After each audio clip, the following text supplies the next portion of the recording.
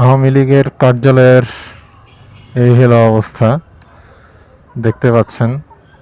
বাংলাদেশ আওয়ামী লীগের এই যে এখানে লেখা টানিয়ে দিছে সাধারণ ছাত্র ও জনতার কার্যালয়, একদম সবকিছু পুরাই দিছে।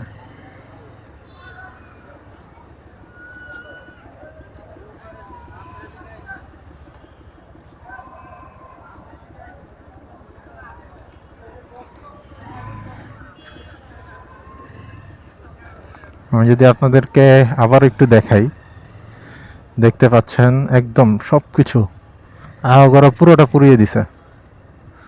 দোকানপাট যা ছিল